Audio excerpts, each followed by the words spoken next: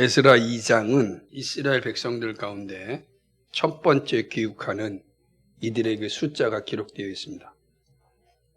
이러한 모습을 보면 하나님의 일하심이 무엇인지를 잘 알 수 있습니다. 우리는 성경에 족보가 기록된 이유에 대하여 알고 있습니다. 그것은 하나님께서 자신의 나라 혹은 교회를 이끌어 가시는 방법이 무엇인지를 분명하게 알려주시기 위함입니다. 오늘 이 본문에 기록된 귀국 숫자 역시 이런 하나님의 일하심을 보여줍니다. 성경은 곳곳에서 족보를 기록하여 남겨놓습니다. 우리는 알지도 못하고 듣지도 못하고 그런 사람들의 이름들이 계속해서 기록되어 있을 때 읽는 입장에서는 또 짜증도 나기도 합니다. 도대체 누구야? 그죠? 하지만 되게 중요한 의미가 있습니다. 뒤에 가서도 살펴보면서 또 생각해 보겠습니다.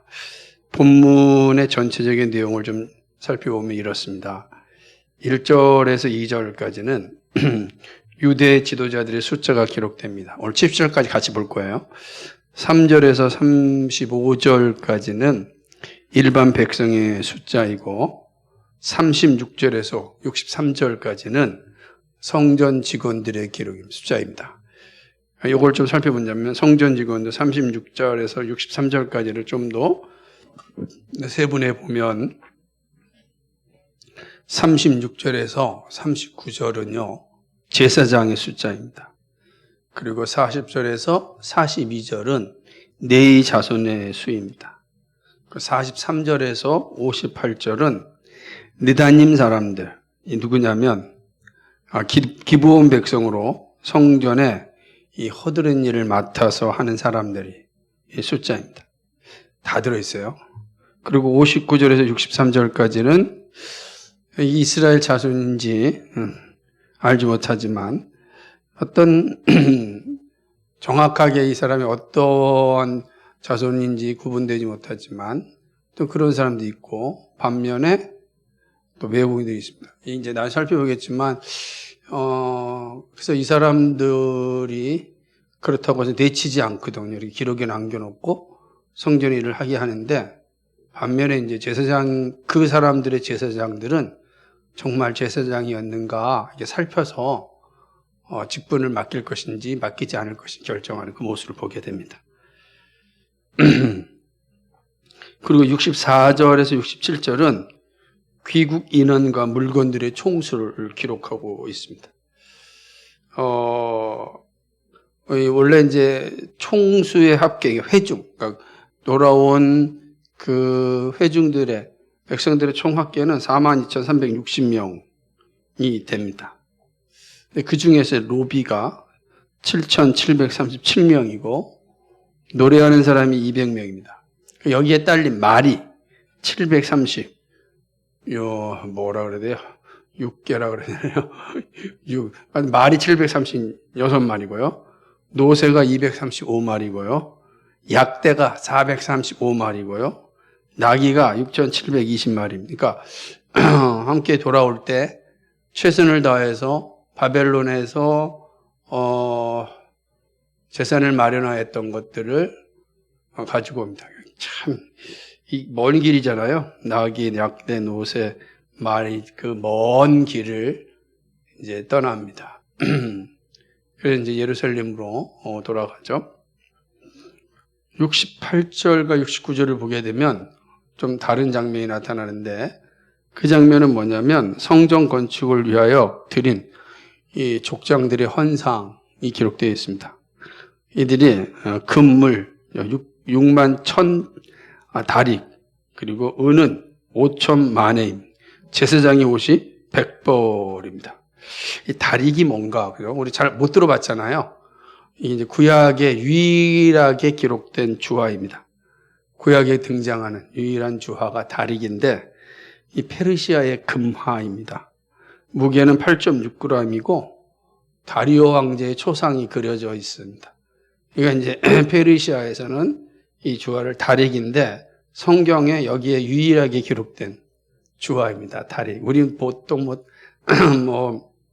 신약에서는 여러 가지 동전 주화들을 보잖아요. 그런데 이제 구약에서의 주화는 다리, 여기가 이제 처음 나타난다. 이렇게 보면 됩니다. 만에는 이제 은에 대한 은하인데요. 무게 단위가 보면 한 개당 571g입니다. 이게 여긴 8.6g이고, 그래서 제가 이게 사전을 살펴보면서, 이게 참 사전이 어떤가 할 정도. 어쨌든 간에 사전의 기록을 찾아보니까 이렇게 돼 있더라고요. 그러니까 어쨌든 간에, 이 많은 것들을, 이 족장들이 성전 건축을 위하여서 헌상하는 것을 볼 수 있습니다. 최선을 다해서 성전을 세우고자 하는 족장들의 마음을 본죠. 그리고 이제 70절 마지막 절을 보게 되면 모든 백성들이 본성에 어디죠? 예루살렘 성에 거하였더라 이렇게 기록되어 있습니다. 그러니까 1절과 2절에서 시작을 해서 70절에 이르기까지 이스라엘의 1차 기한한 숫자와 또 여러 가지 물건들과 또 헌상한 제물들을 이제 2장 전체에서 기록하고 있는 것을 이제 보게 되는 것입니다. 이렇게 길게 1차 기한한 백성들의 숫자를 기록한 본문을 통하여 우리가 얻을 수 있는 가르침 무엇일까? 그죠? 우리가 사실은 앞서서 말씀드렸듯이 족보를 읽을 때 항상 짜증이 나거든요. 이름이라도 알든지 아니면 나랑 무슨 관계가 있다든지 그런 보겠는데 우리나라의 족보 봐도 우리 집안과 관계가 없으면 내가 그 사람 족보 알아서 뭐해? 이러잖아요. 근데 하물며 이 유대인들의 족보를 내가 왜 읽어야 되느냐라고 말할 수 있습니다. 그래서 지나가기도 하거든요. 빨빨 지나치기도 하고. 그러나 우리가 한번 생각해 볼 때는 이 성경을 기록한 이가 누구신가? 하나님이시다. 족보를 기록하신 이가 누구신가? 하나님이시다. 그럼 하나님이 아무 의미 없이 기록하셨겠는가? 그렇지 않단 말입니다. 그러니까 하나님이 분명히 이걸 기록하실 때는 영적인 가르침이 있기 때문입니다. 그럼 이제 우리는 그 영적인 가르침이 무엇인지 살펴보는 게 중요하지 않겠습니까? 이제 본문을 통해서 그 교훈을 살펴보고자 하는데 4가지를 좀 생각해 보고자 합니다. 첫째는 뭐냐면 하나님은 그의 나라를 사람을 통하여 통치하신다는 사실을 우리에게 가르치십니다. 특별히 준비된 사람들을 지도자로 세우고 그 일을 이루게 하십니다. 1절과 2절을 보게 되면 여기 보게 되면요. 2절 첫 장부에 보면 곧 스룹바벨과 예수아와 느헤미야와 스라야와 느엘레와 무르데 이 사람들은 1차 기한할 때 이스라엘 백성들에게서 중요한 지도자들이었습니다. 그러니까 이들과 함께 나머지 이스라엘 백성들 다 들어오죠. 누가 오죠? 제사장도 들어오고 족장도 들어오고 다 이렇게 여기에 이렇게 되면은 들어온 사람 예를 들자면은 제가 아까 말씀드렸던 총 몇 명이에요? 42,360명이 다 기록되어 있지 않잖아요. 42,000명이 기록되어 있는 게 아니고 그들을 대표하는 사람들, 우리는 이 사람 지도자라고 그러겠죠. 대표하는 지도자들만 다 기록해 놨어요. 아마 그 42,000 이름 다 기록하면은 아마 이게 엄청날 겁니다. 그 이름들이 다 중요하지만 하나님께서 특별히 이 지도자들을 기억하여서 기록했습니다. 그리고 그들이 이스라엘을 세울 것이라고 말씀합니다. 실제로 이제 이들이 헌금도 하잖아요. 헌금도 하고 또 성전에서 일하기도 하고 이름을 통해서 성전을 회복하고 예루살렘 성을 이제 회복하는 일을 합니다. 그 회복할 때 이들이 중심이 되었겠죠. 지도자들이니까 족장들이었으니까 제사장 이들이 중심이 돼서 그 일을 이룹니다. 근데 잘 보면은 이게 하나님의 일하심이에요. 하나님 항상 사람을 통하여서 그 일을 하십니다. 왜 그럴까요? 창조의 원리이기 때문에 그렇습니다. 하나님의 창조 경륜은 사람을 통하여 이루십니다. 첫사람 아담에게 문화 명령을 주신 이유도 같은 목적입니다. 하나님 나라를 통치하고 완성하는 일에 사람을 통하여 하십니다. 아무리 힘 있는 동물이 있다 할지라도 그들에게 하나님 위임하지 않았습니다. 하나님의 형상을 가진 사람만이 하나님의 통치를 위임받습니다. 그 가운데 준비된 사람. 자, 하나님은 하나님 형상을 가진 인간을 통하여서 그 일을 합니다. 근데 그 일을 할 때도 하나님께서는 그들 가운데 준비되고 훈련된 또 지도자, 제자라 그러는데 또 제자를 또 준비시킵니다. 그래서 그들에게 특별히 하나님의 지혜를 주시고 그 지혜가 그 다음, 그죠? 백성들에게 흘러가도록 그렇게 일을 하십니다. 성경을 그 장면이 잘 보여주는 게 디모데후서 2장에 있는 말씀 볼까요? 우리는 이제 구약으로 본다 그러면은 모세의 입장에서 본다면 천부장, 백부장, 그죠?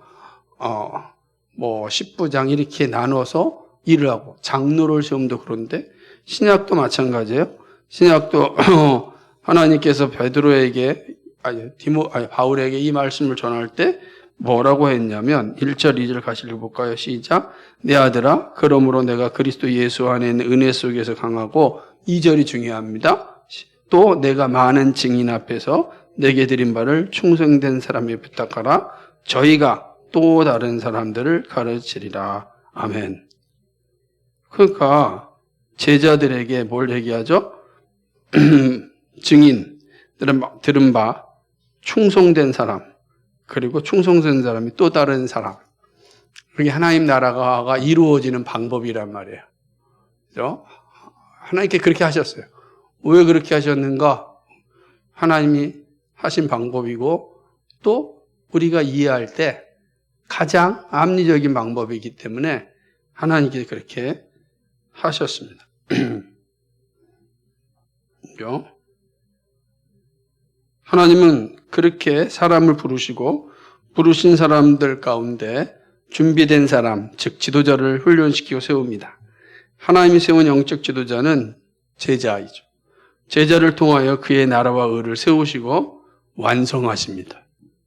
이게 하나님의 창조 경륜을 이루시는 방법입니다.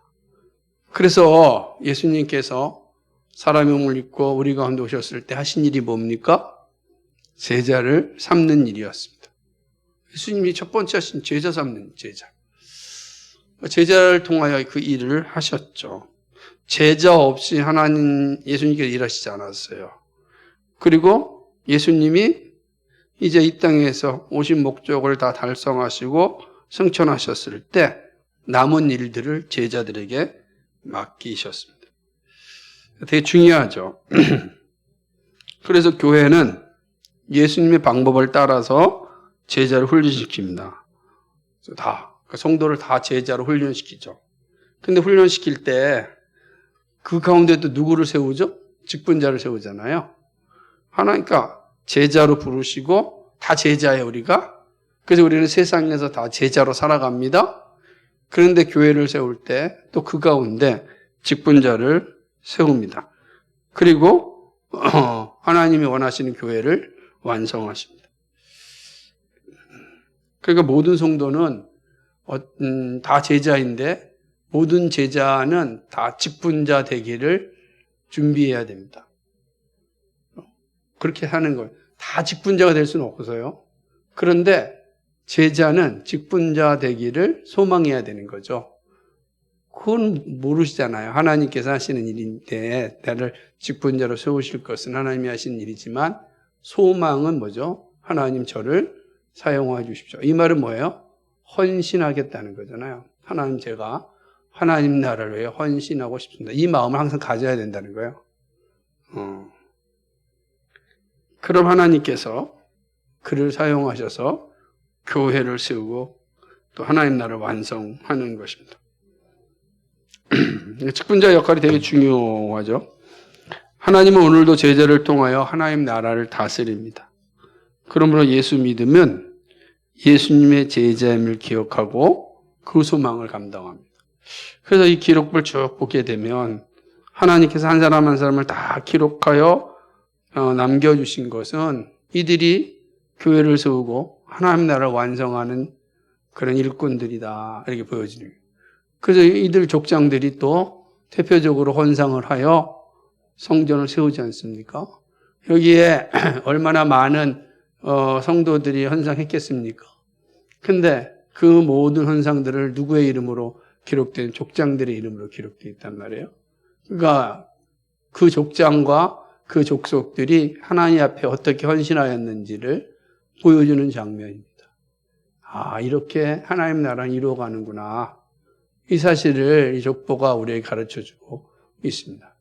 두 번째는 이 족보가 우리에게 가르쳐주는 건 하나님은 메시아의 도래와 구속의 날을 준비하십니다.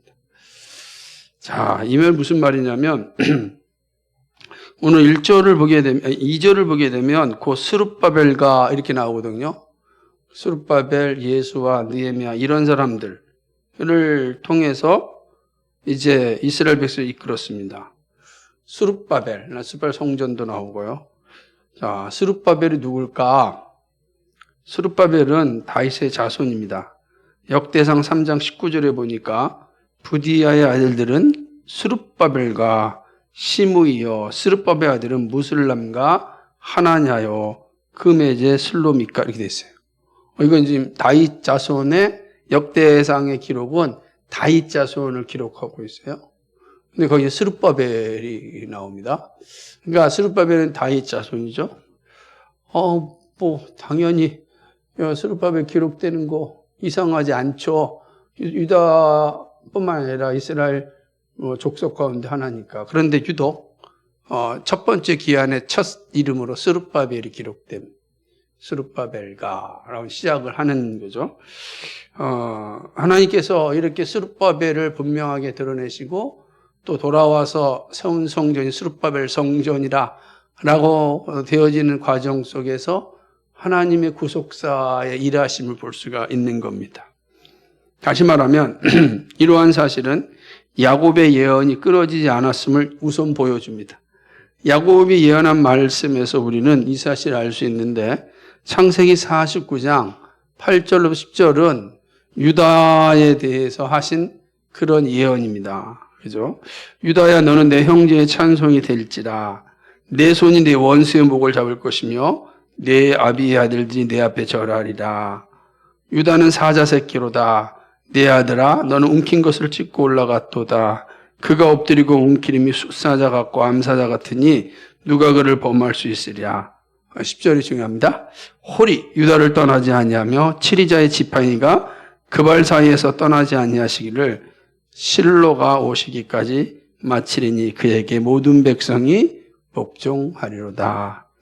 홀이 유다를 떠나지 않습니다. 치리자의 지팡이가 떠나지 않습니다. 이 말은 뭐죠? 유다의 왕권이 영원함을 의미합니다. 그런데 이스라엘이 망했잖아요. 그죠? 이스라엘이 포로로 잡혀가고 풍지박살내고 그 가문들이 다 끝났습니다. 그러면 이 야곱의 예언이 끝난 거 아닌가 이렇게 생각할 수 있죠. 하지만 하나님은 준비하십니다. 그것이 바로 오늘 이 2절에 있는 말씀처럼 1차 기한일 때 다윗의 가문, 유다의 족속, 유다의 혈통이 돌아옵니다. 스룹바벨이 돌아옵니다. 스룹바벨이 있다. 야곱의 예언이 여전히 진행 중이라는 거예요. 자, 그거는 어디에서 완성되죠? 영원히 그의 왕권이 떠나지 않을 것이다. 근데 이제 왕권은 없어졌잖아요. 그죠? 그러면 이 왕권이 떠나지 않는다고 했는데, 그럼 이 땅에서는 분명히 왕권이 사라졌으니까 하나님의 말씀이 실패한 거 아니냐 이렇게 말할 수 있는데, 그러지 않고 그 왕권이 누구에게서 성취되냐면 바로 예수 그리스도에 성취되지 않습니까? 예수 그리스도가 영원한 왕으로서 우리 가운데 오셨습니다. 영원한 왕입니다. 그러므로 그 왕권은 결코 멈추지 않아요. 그러니까 이 사실, 그리스도의 왕권, 그리스도의 오심을 준비해야 되는데 그리스도는 누구의 가문에서 와야 됩니까? 유다의 가문에서 와야 되잖아요. 유다의 가문이 끊어지면 안 되죠.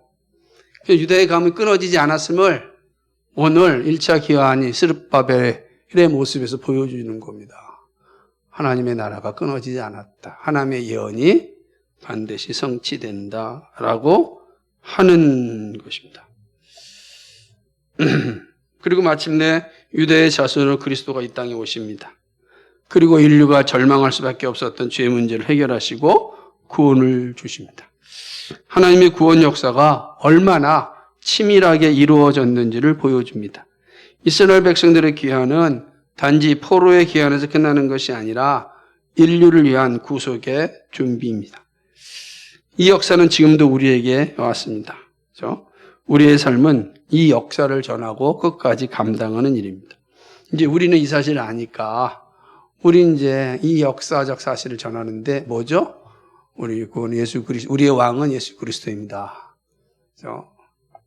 우리의 구원은 예수 그리스도에게 있습니다. 예수 그리스도가 우리의 영원한 왕이십니다. 우리는 예수 그리스도가 다스리는 그 나라의 백성입니다. 이게 우리의 자부심이고 우리가 전해야 될 복음이죠. 이 사실이 오늘 이 에스라의 이 귀한 목록에서부터 우리 또다시 확인할 수 있는 겁니다. 하나님의 나라는 한 번도 멈춘 적이 없고 실패한 적이 없다. 사람들의 생각에는 멈추고 실패한 것 같은데 그렇지 않다. 이 사실을 보여주는 것입니다. 반드시 기억하시기 바랍니다. 세 번째는요. 하나님은 그리스도인의 신앙 고백을 중요하게 여깁니다. 이스라엘 백성들은 철저하게 자신의 족보를 중요시하였습니다. 이들은 식민지 국가의 삶으로 살았지만 하나님 자녀됨의 정체성을 유지하였습니다. 그러므로 기억하였을 때 자신들이 누구의 후손인지를 증명하였습니다. 그죠? 우르르 온 곳이 아니라 다 기록하잖아요. 난 누구의 자손이라고 하는 거예요. 그 재미있는요, 이렇게 하는 사람들 가운데 자신을 증명할 수 없는 사람들이 상당수 있었습니다. 59절과 63절인데요. 한번 볼까요? 여기입니다. 그러니까 보면 같이 읽어볼까요? 시작. 델멜라와 델하르사와 그룹과 아땅과 인멜에서 올라온 자가 있으나 그 종족과 보게가 이스라엘에 속하였는지 증거할 수 없습니다. 저희는 들라야 자손과 도바야 자손과 느고다 자손이라 도합 650명.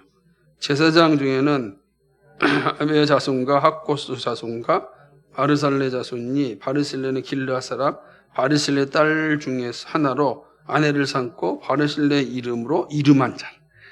이 사람들이 보게 중에서 자기 이름을 찾아도 얻지 못한 고로 저희를 부정하게 여겨 제사장의 직분을 행치 못하게 하고 백성이 저에게 명하여 우린과 둠밈을 가진 제사장이 일어나기 전에는 지성물을 먹지 말라 하였느니라. 아멘. 그러니까 이 보게 되면은 자기가 어느 족속인지 증명하지 못한 겁니다. 우리나라도 그런 경우가 있었습니다. 노비가 이제 평민이 되는 그런 사건이죠. 숙종 때 그런 일이 있었는데 그 전에도 노비들 가운데 또는 평민들 가운데 돈을 많이 번 상인들이 있을 거 아니에요. 이 상인들이 자신의 이 신분을 좀 높이고 싶은 거예요. 양반의 지위로 가고 싶은 거예요. 그럼 어떻게 해야 되겠습니까? 돈은 있는데 내 족보가 없어요. 그래서 이들이 한 일이 뭐냐면 돈으로 족보를 만듭니다. 또는 족보를 삽니다. 그래서 거기다가 자기 이름을 딱 집어넣는 거예요. 그래서 원래는 양반은 10%도 안 됐는데 우리나라에 숙종 때 보면 대부분 다 양반이에요. 갑자기 그 사람들이 자녀를 많이 낳아가지고 그렇게 된 겁니까? 그게 아니지. 그러니까 자기가 양반이 아닌데 양반이 되고 싶어서 족보를 사거나 다 산 거예요. 아니 족보를 만들거나. 그러니까 지금 와서 내가 양반이네 하는 사람들 가운데 진짜 양반인지 몰라요. 예. 그러니까 지금 아무 의미가 없지만 그래서 지금 양반이네 말하는 그 사람도 실체는 모르는 거예요. 참 우리나라 역사를 봐도 재밌고 우스웠습니다. 제가 그 증거를 열심히 이렇게 찾아가지고 결혼할 수 있게 된 이유이기도 합니다. 열심히 이제 공부했었는데 무슨 뜻인지 잘 모르겠죠. 그냥 모르게 넘어가는데 그런 역사가 있었어요. 이스라엘 백성들 가운데도 그렇다는 거예요. 이스라엘 사람들은 이들을 받아들입니다. 그렇죠? 어떤 그래 같이 왔으니까. 그리고 이 사람들은 이스라엘 사람이요 라고 왔잖아요. 왔으니까 받아들이긴 합니다. 근데 문제는 뭐냐면 그들 가운데 제사장 그룹이 문제입니다. 그죠? 아니 이 사람들의 누구 자손인지 증명도 못하는데 거기 제사장이 있다고요? 이 제사장을 어떻게 받아들여요? 이게 어려운 문제였습니다. 그래서 제사장 직분이 확인될 때까지 금하게 합니다. 우림과 둠밈 이런 표현을 쓰잖아요. 그러니까 이들이 가진 제사장이 나타날 때까지 우리는 기다리겠다라고 하는 거죠. 대제사장이 와가지고 확인해 줄 때까지 이 사람들을 제사장의 직분을 중지시키겠다 이렇게 말하는 것입니다. 저는 이게 되게 중요한 의미를 우리에게 준다고 봅니다. 그것은 바로 뭐냐면 이 이스라엘 백성들이 모두가 다 오니까 좋다고 막 받아들인 게 아니라 분명한 자신의 신앙을 증명할 때, 그죠? 그때 기다려주는 거예요. 그러니까 배척은 안 하지만 그렇다고 해서 그들을 넙죽 받아들이지도 않고 그들에게 자신의 신분을 정확하게 증명할 때까지 기다려준 겁니다. 그래서 한 지체가 될 수 있도록 이렇게 기다려 준 것입니다. 저는 이 장면을 보면서 그러니까 거룩한 공동체를 이룰 수 있었겠구나. 그렇죠? 아무나 다 덥석덥석 받아들인 게 아니고 특별히 제사장들을 받아들일 때 그들은 하나님의 말씀을 전해주는 자고 우리의 죄를 하나님께 올리는 자인데 그 사람이 누군지 모른다. 얼마나 황당하겠어요. 그 제사장이 어디서 왔는지 어디에 있는지 모르는 사람이라면 그리고 그 사람이 하나님에 대하여 어떤 신앙을 가지고 있는지 모른다면 어떻게 되겠습니까? 그 황당해진 사건이 일어나는 거죠. 마찬가지 설교자가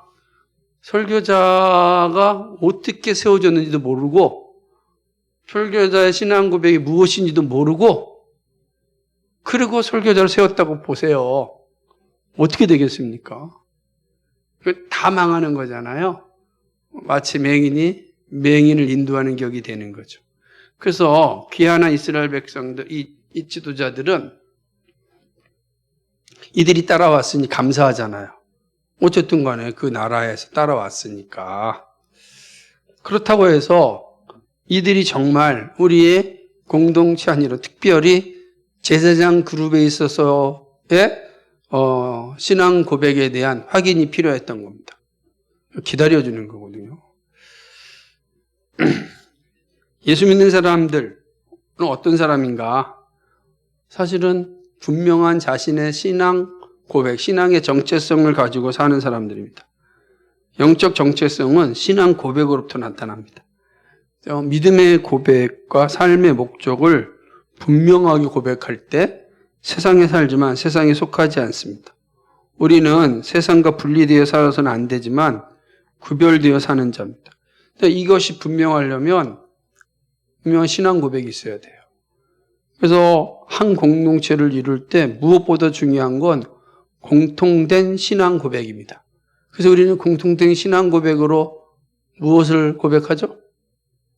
네? 뭘 고백합니까? 사도신경 고백하죠. 그죠? 우리가 예배 때마다 우리 다 같이 신앙 고백합시다 라고 하는 거잖아요. 우리의 신앙 고백이에요. 그러니까 우리 공동체가 한 지체다라고 하는 사실은 하나의 신앙 고백을 같이 나눌 때 중요합니다. 많이 있지만 우리는 그렇게 하고 우리의 신앙 고백의 표준 문서로 우리 장로교니까 웨스트민스터 신앙 고백서와 대소요리 문답을 받는 거예요. 그래서 우리가 하나의 신앙 공동체가 되는 겁니다. 근데 이 생각을 해보세요. 여러분, 설교자, 목사가 장로교 목사로 왔는데 자기는